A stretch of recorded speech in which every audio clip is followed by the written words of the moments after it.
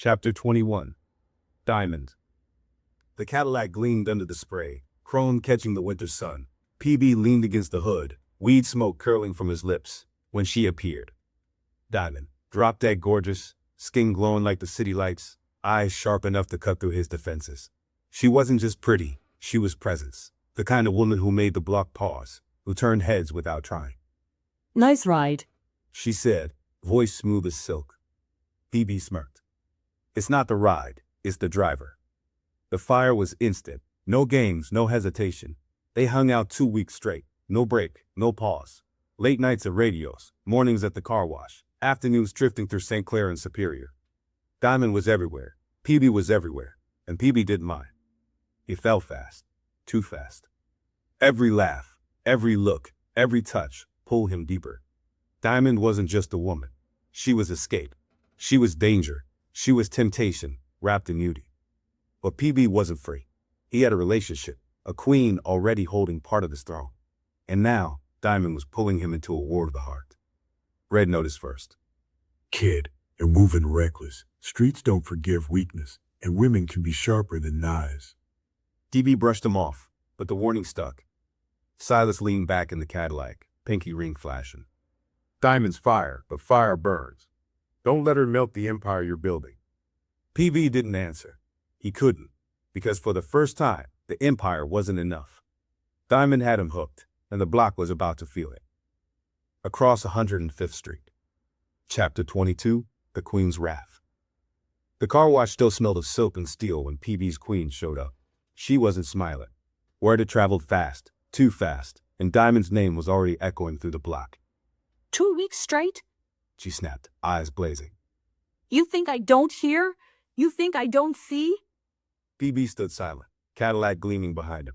He had faced rivals, cops, and hustlers, but nothing cut deeper than the fury in her voice. You built this empire with me. She said, stepping closer. I held you down when the streets tested you, and now you throw it away for a pretty face at the car wash?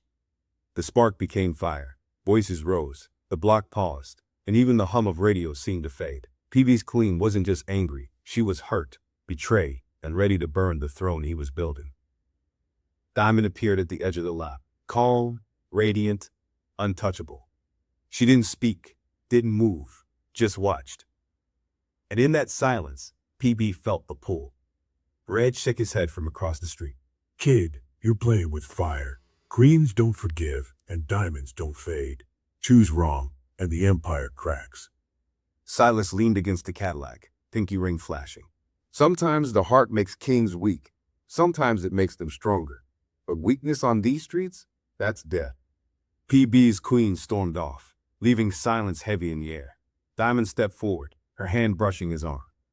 "You don't have to explain," She whispered. I'm here. I'm not leaving. PB exhaled, torn but already leaning closer. The confrontation hadn't pushed him away. It had pulled him deeper into Diamond's orbit. And the empire, for the first time, felt secondary. Across 105th Street. Chapter 23. Diamond in the Empire.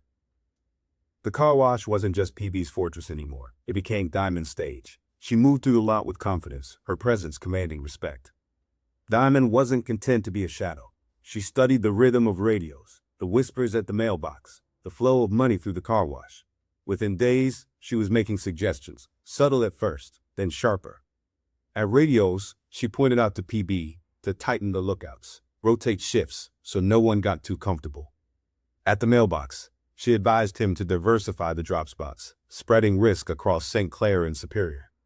At the car wash, she turned casual hangouts into meetings, pulling PB's lieutenants into conversations that made them see her as more than just his woman. PB watched, half in awe, half in conflict. Diamond wasn't just beautiful, she was strategic. She saw cracks in the empire and patched them with instinct. Red frowned, cigarette glowing. "Kid, you're letting her in too deep. Streets don't trust fast moves, and she's moving faster than you." Silas leaned back in the Cadillac, pinky ring flashing. She's got vision.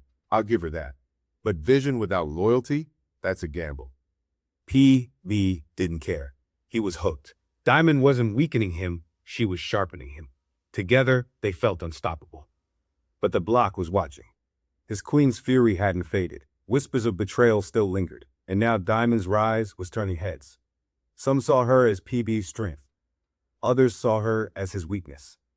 The empire was shifting, and Diamond was no longer outside it. She was inside, shaping it, claiming her place beside PB. Across 105th state. Chapter 24. Diamond's Arena. Diamond wasn't just beauty. She was business. A professional booster. She carried the high-end lady pieces like trophies. Chanel bags, Gucci heels, mink coats, Cartier frames. Every salon from St. Clair to Superior knew her name, and every stylist whispered her connections. The salons were her arena. While PB ran radios, the mailbox, and the car wash, Diamond ran the beauty circuit. Stylists became distributors, moving her pieces through chairs and dryers, slipping luxury into the hands of women who wanted status without the sticker price. Clients became loyalists, bragging about Diamond's exclusives, spreading her legend across Cleveland streets. Salons became hubs, buzzing with gossip, money, and influence, another network feeding into PB's empire. PB watched her moves with admiration. She wasn't just riding his wave, she was building her own, and together, their lanes started to merge. Red shook his head. Kid, boosters burn fast. Salons love her now, but cops love patterns. Don't let her arena drag yours down. Silas leaned back in the Cadillac, pinky ring flashing. She's got reach. Women trust her, salons worship her. That's power you can't buy. But power like that, it comes with enemies. PV didn't care. Diamond's hustle was clean, sharp, and profitable. She wasn't weakening the empire. She was expanding it into places he never touched. Now, radios hummed, the mailbox whispered, the car wash rumbled, and the salons glowed with Diamond's fire. Together, they weren't just building an empire. They were building a dynasty. Across 105th Street. Chapter 25. The Salon Circuit. The salons were more than mirrors and dryers. They were vaults. Every chair spun money. Every stylist whispered deals. And every client carried status. Diamond had turned the beauty circuit into a marketplace, and PB was right there beside her. High-end pieces moved fast. Chanel bags, mink coats, Cartier frames, gone before the week was out. Cash flowed steady. Stylists paid upfront. Clients paid in installments, but the money never stopped. Word of mouth spread fire. Women bragged about Diamond's exclusives, pulling in new buyers from St. Clair to Cedar. TB watched the numbers stack. Radios hummed. The mailbox whispered. The car wash rumbled. But the salons? They glowed. In 2 weeks, Diamond's Arena had pulled more profit than radios in a month. Together, they counted stacks late at night. The Cadillac parked outside. The city quiet. This is different. This ain't just hustle. This is elegance. This is reach. Diamond smiled, sliding a Cartier frame across the table. Women run the city too. You just never looked in the right places. Red shook his head, cigarette glowing. Kid, you mixing lanes. Hustlers respect corners, but salons? That's a whole other world. Don't let the shine blind you. Silas leaned back, pinky ring flashing. Profit's profit. But when women start whispering your name in salons, you're not just a hustler anymore. You're a brand. PV knew Silas was right. The salon circuit wasn't just profitable, it was transformative. Diamond had opened the door into a new arena, one PB never touched before. And now, together, they weren't just stacking money, they were stacking influence. Across 105th Street. Chapter 26. Heap in the Empire. Diamond's salon circuit was printing money. Every chair spun profit. Every stylist whispered her name, and every client carried her legend. PB took that cash and poured it back into the block. Radios in the mailbox lit up hotter than Jesse James's six-shooters. Radios buzzed louder. Crews doubled shifts. Deals stacked, and the hum of business never stopped. The mailbox overflowed. Drops came faster, collections heavier, and the whispers of PB's reach spread across St. Clair, Superior, Kingsman, and Cedar. The car wash rumbled, Cadillac gleaming, meetings constant. The empire felt untouchable. But the heat was rising. The cops weren't blind.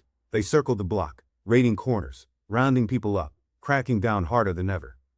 Red leaned against radios, cigarette blowing. Kid, you're burning too bright. Cops love meteors. They chase the fire until it's gone. Silas sat back in the Cadillac, pinky ring flashing. Expansion's good, but heat kills empires. You better learn to move quiet, or they'll bury you in paperwork and cuffs. DB felt the pressure. The salons had given him elegance. The block had given him power. But now the city was giving him heat. Diamond stood beside him, calm, confident. Let them watch. She whispered. We'll move smarter. Salons don't stop. Women don't stop. And neither do we. PB nodded, jaw tight. The empire was hotter than ever, but so was the spotlight. Radios hummed, the mailbox whispered, the car wash rumbled, and the cops closed in.